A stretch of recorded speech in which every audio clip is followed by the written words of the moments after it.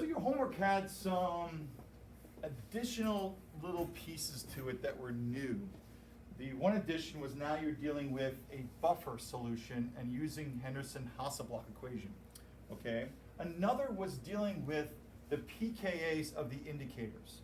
So I'm just gonna add to the story a little bit, but before we go forward, I wanna go backwards. Yesterday we talked about buffered solutions, and what is a buffered solution? I know there's 4 people in here, so it's like, oh my God, it's one of us has to speak, but a buffered solution is nothing more than a solution that can accept both an acid and a base. And if they can accept or neutralize both an acid or a base, they prevent pH changes. Our blood has a small window or range which it can operate in a normal, healthy range. If it's a little more acidic, you start feeling sick. A little more basic, starts feeling sick. And if you go a little bit less than 7, believe it or not, you can lead to death, or a little bit above 7.45. So this is a real narrow range that your blood is allowed to exist in. And you say allowed to be, it's not that it's being bad, it's that if it's this acidic, and believe me, a pH of 7 isn't that acidic, but in our blood, we have these important chemical reactions that have to occur, and they don't occur when you have too many protons ripping electrons from bonds, or too many hydroxides pushing their electrons. We know how dangerous they can be, so the reason we study pH is because of this narrow window for life to exist, okay? Any case, in our blood, we have a buffer that prevents these huge swings, and that buffer, and it's important you realize, is a conjugate acid-base pair. It's the carbonic acid, or H2CO3, and the bicarb ion, or HCO3, the hydrogen carbonate. These are the acid conjugate pair. And the reason why this can exist as a buffer, every buffer is a conjugate acid-base pair. What's a buffer? You have both an acid and a base. Well, wait a minute. Won't acid and bases react with each other? Sure, but not conjugate acid-base pairs. And the reasoning is very simple. They are inversely related to each other. We learned that the stronger the acid, the weaker the conjugate base. The weaker the acid, the stronger the conjugate base. It's inversely related. It's because their abilities are inverses of each other, they don't react with each other, okay? If this is really good protonating, this is terrible doing the opposite. So they're inversely related to each other. So because of that, these can coexist. And hey, if I add a base to the blood, that is going to neutralize it, as it's the acid. If I add an acid to the blood, this part of the conjugate pair will neutralize it. Okay, that's what a buffer is always. Okay, now, there are many examples of buffers, but the lab that you guys are going to do Friday is we're going to use a pH probe, and we're going to plot pH changes over the volume of the titrant being added, just like we've been doing in your worksheets and your virtual labs. So you can see the titration curves back there. In order for this lab to be accurate, I have to calibrate my pH probe. The pH probe sometimes will not read the correct pH that it's supposed to. So to calibrate my pH probe, guess what I do? I put it in a known pH solution. I put it in a buffer. So what I use is I use these little tablets, okay?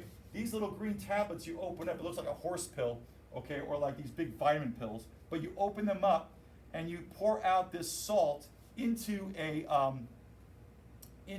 beaker of 100 milliliters, and it will make a pH of 7, and it's buffered at exactly 7. So I will add all the salt in one of these pills into 100 milliliters of water, then I would put the pH probe into that solution, and then I will set the pH at 7, and that's how I calibrate my pH probes. But, okay, what's the buffer? Well, it must be a conjugate acid-base pair. I love to read labels. So this label, I'm taking it off, and we're going to read what this is. So this is the label that I get, okay? All right, and again, this stuff is all around you. And so it's certified at 7. So it's a pH of 7 plus or minus 0.02 at a certain temperature. The temperature is important. We'll talk about that later in the year. But, hey, it's certified at 7. Meaning I can, if I was to exactly add 100 milliliters and get all the salt out, I'm pretty confident, or very confident, I have a pH of 7. I have to start from that point to calibrate. How does it do that? How does it make a buffered solution at 7? Well, we'll turn it sideways, and we're going to read the chemicals that are involved. Okay? Now, they use some old names, but I'll help you with them, and we'll figure out what the chemicals are. Okay. If you can see, the first one is sodium phosphate dibasic. Okay? Now, sodium phosphate. Well, a phosphate ion is PO4, and it's -3. And we have a sodium involved. This is going to be a salt, a positive and negative ion sitting together. They're going to be salts, okay? And this is +1. But now, normally the phosphate can accept 3 sodiums to make Na3PO4, and the whole thing is neutral. That's a formula. But they said dibasic. Dibasic means that this ion is going to have the ability to accept 2 H pluses. Well, if that's the case, then it's going to be a -2, and we're going to put an H here. HPO4 -2. PO4 is -3. Putting an H plus with it makes it become -2. And it can accept 2 more H pluses. Being a base, Bronston-Lowry is what?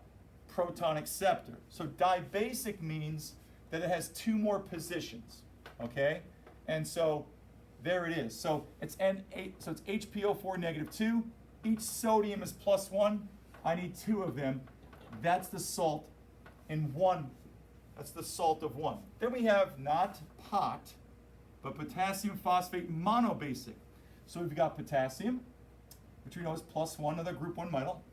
And it's monobasic phosphate, right? So phosphate is PO4 -3. If it's monobasic, yes? Would that mean that it's only K plus attached because K plus is 1 and monobasic? Would that be the same? Well, monobasic means that it only has an ability to accept 1 H plus. Yeah, would that mean that it's only K plus or would it be H plus? Well, if it's monobasic, then it would have to be 2 of these H's, because by itself, as an ion, that would still be -1. It could accept 1 more H plus. But then how did? Okay, wait. Okay. And I'll give you that. And so K is +1. It's there. And I'll show you why. Okay, you probably got it already, but this one, when it dissociates, makes Na pluses, which spectates, makes what? HPO4 -2. Yeah, I didn't see the set. Yeah, okay. This dissociates to K plus and makes H2PO4 -1. Now, can you see a conjugate acid-base pair? Conjugate acid always has 1 more H than its conjugate base. So what they did is they delivered these 2 conjugate base pairs with a salt. And of course, group 1 ions are soluble. Okay? So I'm pouring these 2 chemicals into water. The K pluses and Na pluses spectate.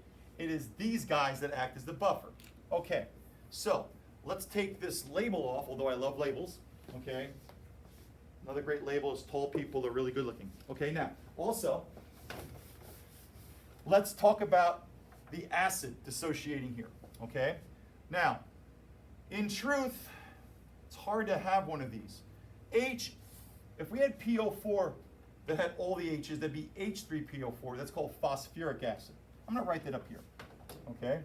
I'll do it right here. So we have phosphoric acid, which is H3PO4. If we drive it forward with a strong base, it will become H2PO4 -1. If I drive it some more with a strong base, remember this is driven forward, what am I going to make now? All right. And if I drive it even forward, it's PO4 -3. How many positions am I losing in H plus? Isn't this losing an H plus to the hydroxide here? Isn't it losing it here and losing it here? Isn't there 3 different H's that can come off? Now, what's confusing to people is why it goes in this stepwise fashion. Why don't just all 3 come off? Okay? Because each one of these H's has a unique Ka. All right? So this acid with all 3 has a unique Ka. We're always dealing with this is a Ka1, this is Ka2, this is Ka3. They're not the same size. What do we know? When Kas are large, that means the reaction goes forward a lot, okay? If the Kas are small, it's a weaker acid, right? This is a weak acid, but let's think about this for a second. For an H plus to leave, would it be easier in this position, the second or third? Where would it be the easiest for an H plus to leave? First spot. Right, why? Since it's a weak acid, it would be easier. Well, you're right that this one will leave this one easier, therefore this one will have the highest Ka because it's leaving something that's neutral. This is already -1. It's going to be hard for a plus to leave something already negative. An H plus is a proton. If this thing is -1, it's harder. So this one is going to be a little smaller. And this being -2, it's going to be even harder for the H plus to come off. Does that make sense? Right, so this is a little smaller. So the ability of the acid to dissociate here decreases. These do not have the same Kas. So anytime we deal with an acid, we always deal with 1 proton at a time. Case in point, table L. You have a strong acid. This is sulfuric acid, H2SO4. This is part of your rat last week. It's a strong acid when it gives off the first proton and becomes HSO4 negative. This is now a weak acid. So the strong acid part is HSO4. Every mole of H2SO4 gives 1 mole of H plus. This is a weak acid. Why? It's now -1. Harder for that H plus to leave that scenario. That's a weak acid. So we don't consider, the 2 H's at a time. It's always a movement of 1. Okay. Now, if it's got Kas, hey, what have I been talking about? Half equivalence point. pKa's, right? What are the pKa's? Well, how do I go from a Ka to a pKa? What's little p mean? Yes, it's definitely negative log. And I'm going to give them to you because you care. The pKa of the K1, the ability of the H1H to leave H3PO4 is 2.10. The pKa of this one, now wait a minute, the Ka is smaller. Its ability to go forward drops. What do you think happens to the pKa? The Ka number is getting smaller. 1 times 10 -3, 1 times -4, 1 times -5. What's happening to the pKa number? Getting bigger. Yes, very good. This is becoming a smaller number with a bigger negative exponent. Negative log just takes the value of that exponent. So this becomes 7.2. And this pKa is 12.32. What does that mean? That's really basic. This thing could really attract H pluses, couldn't it? Almost as strong as hydroxides. So when I give you those pKa's, what are you thinking now? For me, I think of graph. I need you to start thinking, every time we do something like this, think the titration curves. Okay? So, by the way, where are our chemicals? H2PO4 and HPO4. We're talking about this equilibrium. Oh, by the way, pKa is what? Pretty close to 7, but not 7. Okay, now, I want us now to leap to titration curves. I'm going to get rid of these two because now we know we have that, and I don't want to use my hand anymore. Okay, so now, let's draw a titration curve. It's a long one because I want to use it. Now, we're going to start with an acid in a beaker. Our analyte is H3PO4. We're going to drop the titrant, which is a strong base, same base you've been using, hydroxide. And what's it going to look like? Well, it's not a strong acid, so it starts pretty high. But it's going to level off Okay. It's going to have a L here.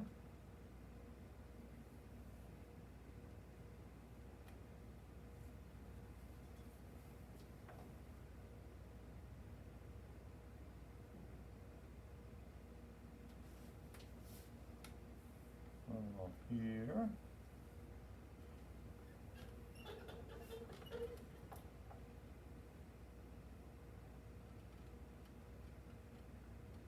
So what did I just draw?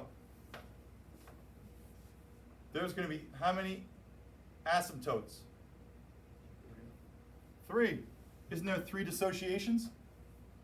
So this one is the first one. We're 100% H3PO4. This is 100% what? H2PO4 there. This is 50 and 50%. What's the halfway part? 2.10.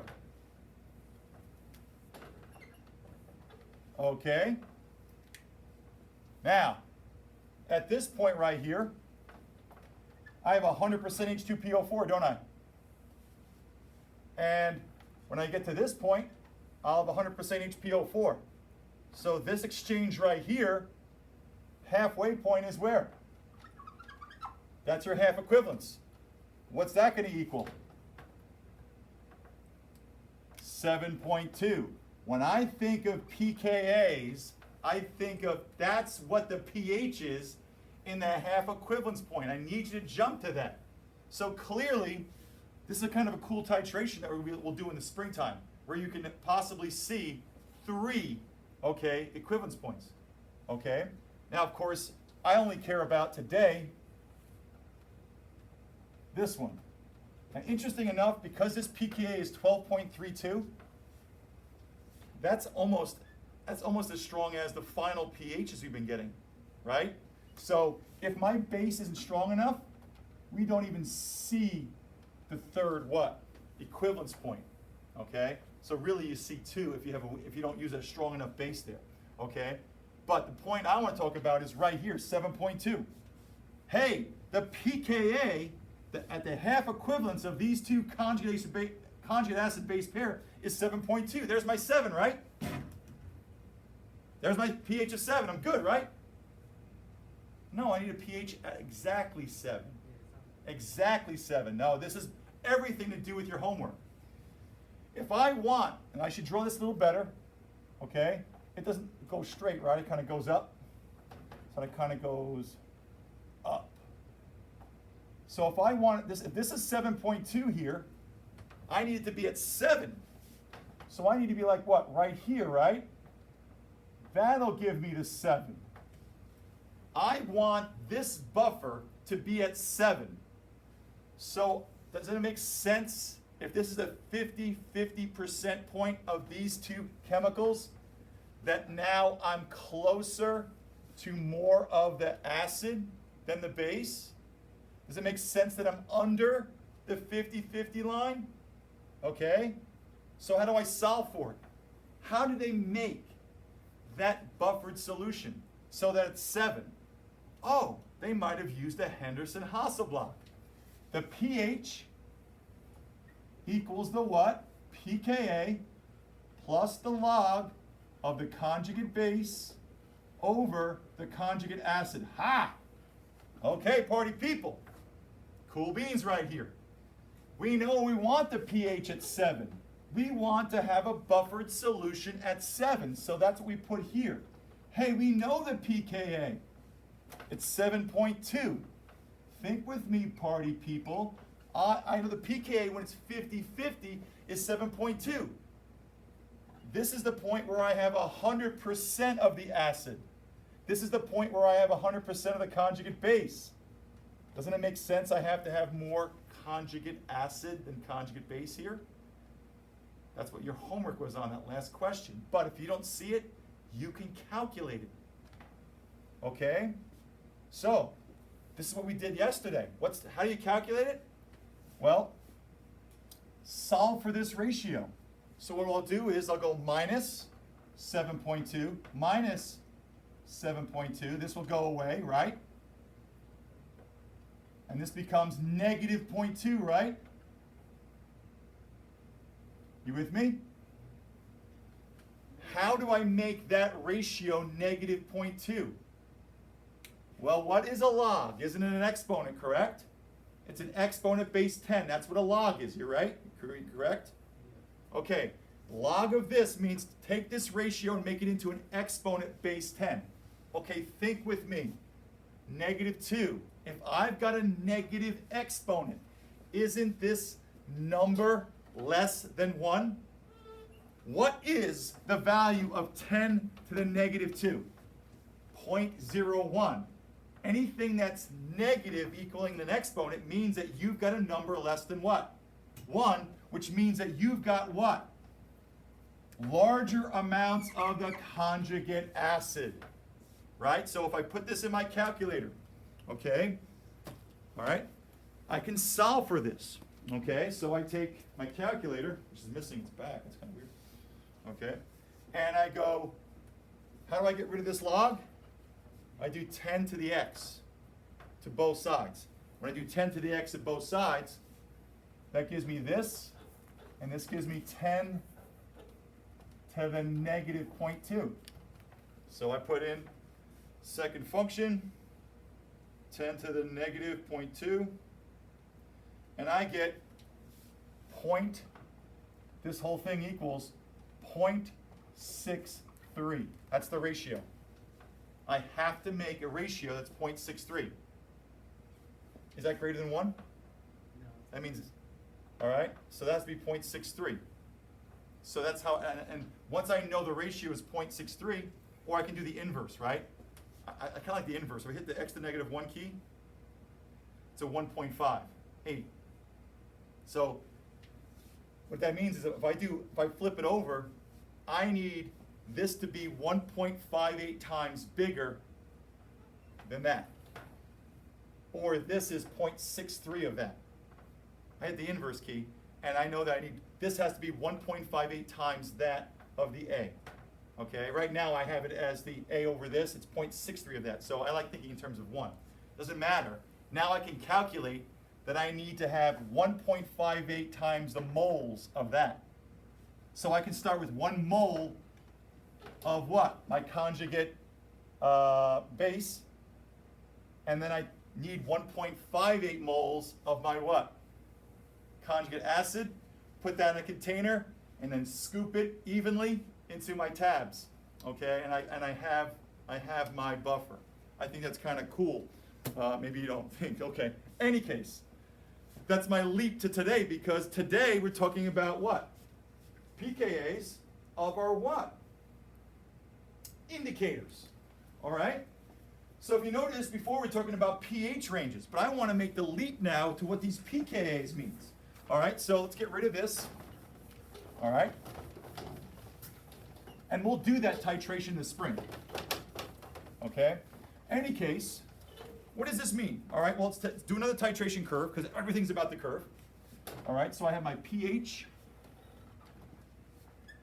And this, of course, is milliliter of titrant added. As you learned last night, it's not always going to be the what? Not always going to be a base being added. I could add an acid to a base, okay?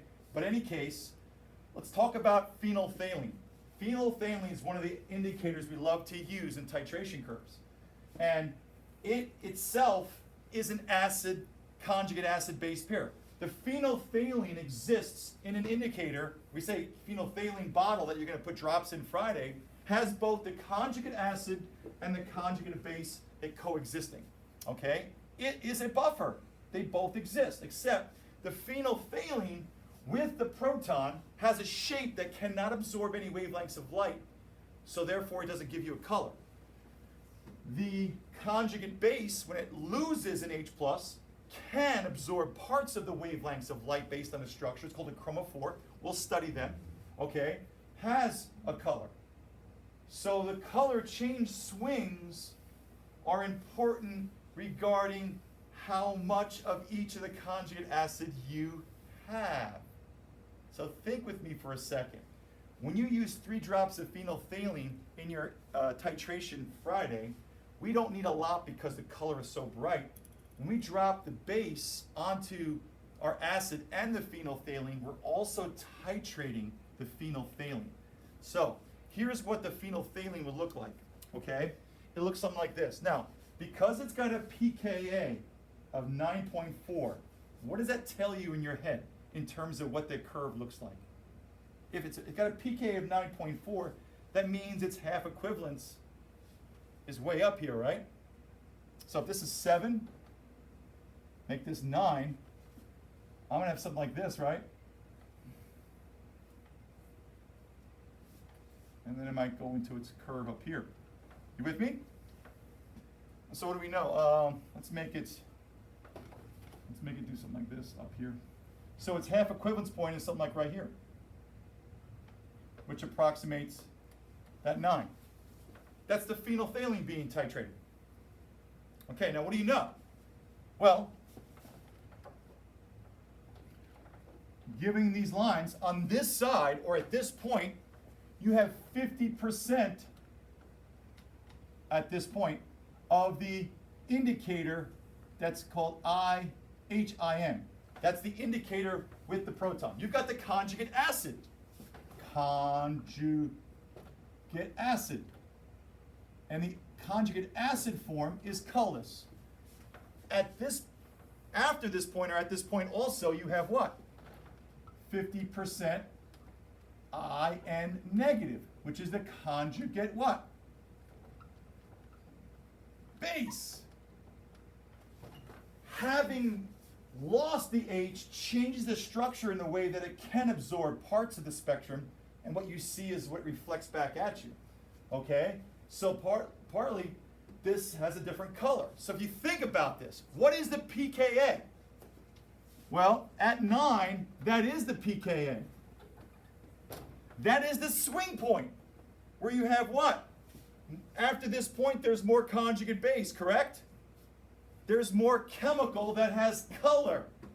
The pKa gives you the half equivalence point, that 50-50 line of swing of color. Look, the color change occurs where?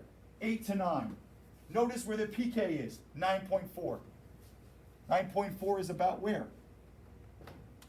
Where you have 50%. Well, why isn't it occurring at 9.4, but you start seeing color at 8? Because this is colorless. At this point, we have 100% what? Conjugate acid, 0 what? Base. Here I have what? Maybe 10% conjugate base as it's driven forward? That has some color, doesn't it? You start picking up the color right around possibly here. Right? Because it's colorless.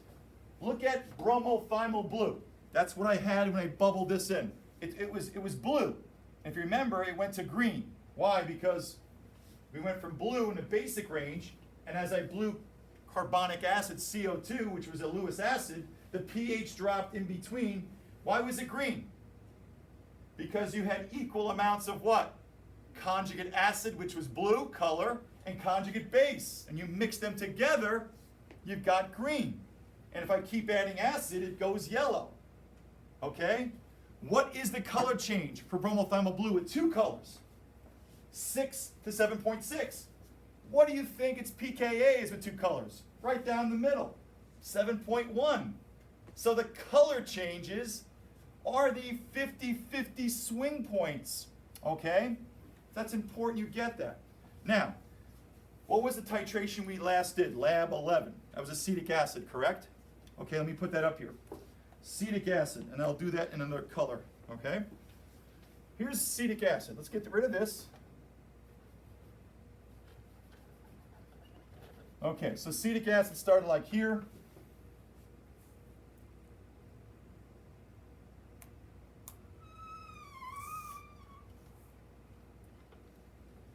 And the halfway equivalence point is probably like right, so the equivalence point's right there. So on the asymptote, we have the 50-50 swing of color for the phenolphthalein. The end point of the titration is when you see a lot of color. Now, this shows it's right here, but we know that we're going to start seeing color where? probably start seeing color in this area here because we start with no color. So as we're now 60% conjugate acid, 40% conjugate base, you're going to start seeing color earlier. But we're still on that what? That tangent line. And so therefore, that's how the indicator works. So the bottom line is, party people, when you are titrating with a chemical indicator, you're also titrating, when you're titrating your analyte and adding an indicator, you're also titrating your acid-base indicator. And the easiest thing to think about is the pKa is where the color is going to change because that's where you go from 50% to the other when you build up enough. And once you pass that point, you're going to be all the other color. Hey, here in bromothymol blue, it all became yellow because I went this way. And once I got to about this point, if I added a strong, then it's all yellow. Okay, there's just not enough what? The blue to even see. Okay, so use the pKa. So how do you know if this is an appropriate indicator using pKa? Which one's closest to your endpoint? Being closest to your endpoint in pH will make sure you're on the asymptote. Okay, all right. And by the way, if an acid's pKa gets bigger, your curve starts what? Flattening out. And your what? Equivalence point becomes more basic. Until it what? There is no line. Okay? Your acid is as basic as the base you're adding. Something like that. Okay? All right, so that's what I was teaching you last night. If you watched it, if you have that, I'm sorry, but I think it's kind of cool. All right, what else that's different? Or what other skill you must have here?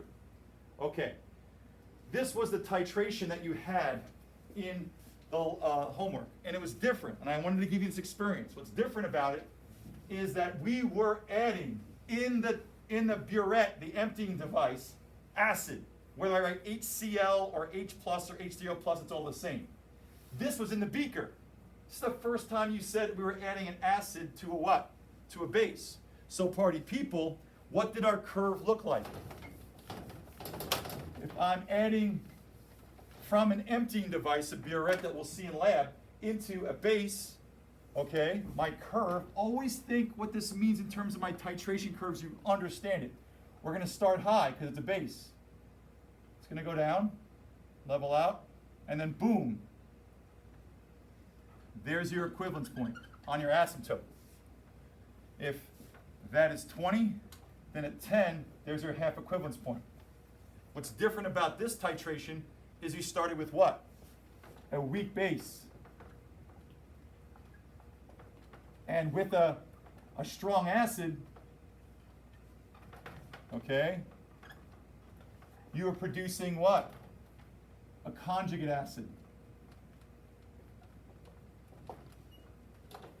So as we drove the reaction forward, and why are we driving? Hey, weak acids aren't good at accepting protons. But a strong acid will force the hand of the weak base to act like a strong base. And we will drive the reaction forward, and we'll drive this stoichiometrically as many H pluses as there, and as many bases. So for every single proton available by the strong acid, it will force that proton onto the strong base stoichiometrically. That's why this works. That's why this is stoichiometry. And we drive it forward. At this point, we have what? 100% weak base. At this point, we have 0% base left. We have produced what? 100% conjugate acid.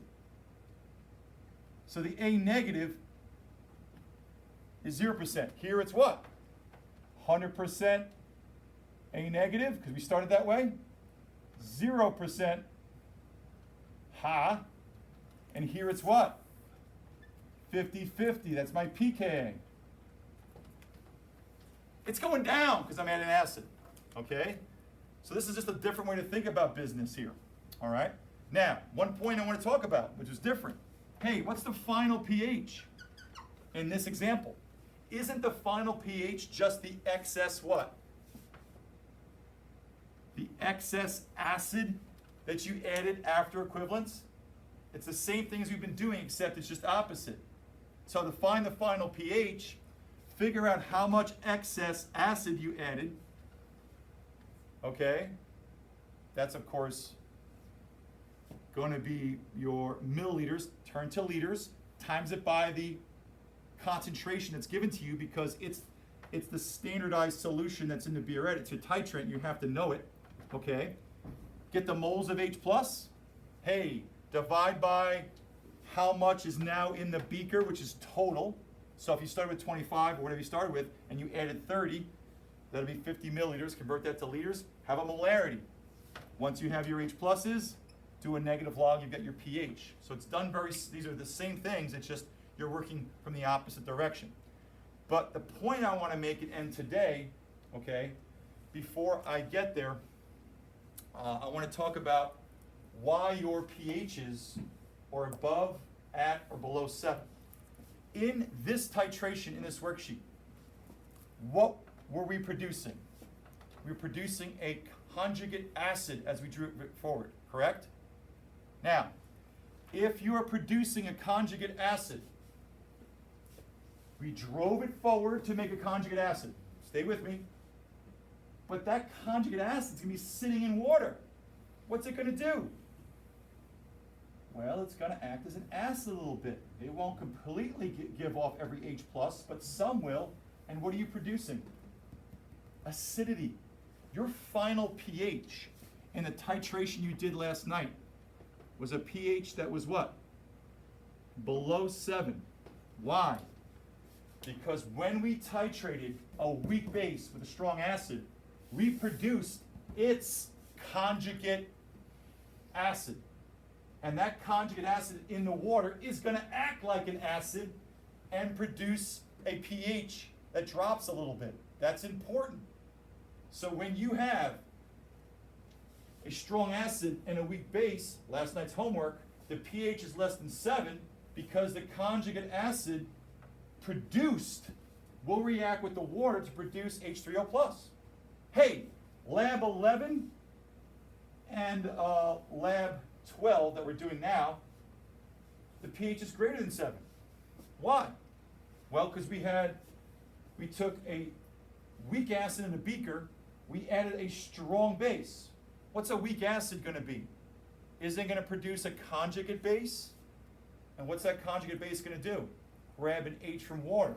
So when you have a weak acid strong base, you're going to produce a conjugate base that reacts with the water to pull the what? H off to produce hydroxides. And lab 10 was strong acid strong base, pH was 7. Why? Well, because you only have spectators. If it's HCl, it's Cl negative spectates, and NaOH, Na plus spectates. The reason why these are strong is because the other parts to them just spectate. They don't ionize water. Best way to remember that is, hey, whatever is strong, that drives your pH up. Whatever's strong drives your pH down. But that can't be your answer if I ask that on a test or quiz, hint, hint. I'm asking you, tonight's homework. We poured strong acid on a weak base. You were producing more and more conjugate acid. That's going to react with water to increase that. If you pour, okay, strong base and a weak acid, you're going to produce its conjugate base in water, okay, which is going to do what? Act like a base, pull an H from water to make hydroxides. It's important you get that. Last piece, and I'm finishing. Okay, in your homework, they said that what was the actual pKa of your graph? Let me just pull it up here. Last thing, and I'm done. In your graph, the half equivalence point was 4.77. Not done really well. And in the question, the last question, states, hey, if the pH is 3.37, okay, well that would be like right here. Okay, the pH is 3.37, which species, the conjugate acid or the conjugate base, has a higher concentration? Well, what is this point? 50% what? Conjugate acid, conjugate base. Because we're adding acid to a weak base, we're producing more and more conjugate base. So who's in greater species? We have a buffer at a what? Lower pH, whatever that number is, because we have more conjugate acid. You can answer that graphically, or you can do this. What could we use? What could we use? Is there an equation? Here it is. pH equals the pKa plus the log of the conjugate what? Base over the acid. Well, what's the pKa? 4.77. What's the pH they're talking about? We talked about 7 in our buffer to set up our lab, but this is 3.7? Whatever, something like that for the homework. Whoa! How can I become 3.7 if the half equivalence point is 4.7? I can't add that to make that. This must become negative. How does that become negative? I better have more what? I better have a bigger denominator. A bigger denominator means that the log of a number less than 1 is negative. It's screaming to you that we have more conjugate acid. This would be a negative value that you'd have to what? Add to make 3.7. You've got more what? Conjugate acid. You can answer that graphically. You can answer it by talking through the equation. All right? And that's all I got for you today. Have a great day.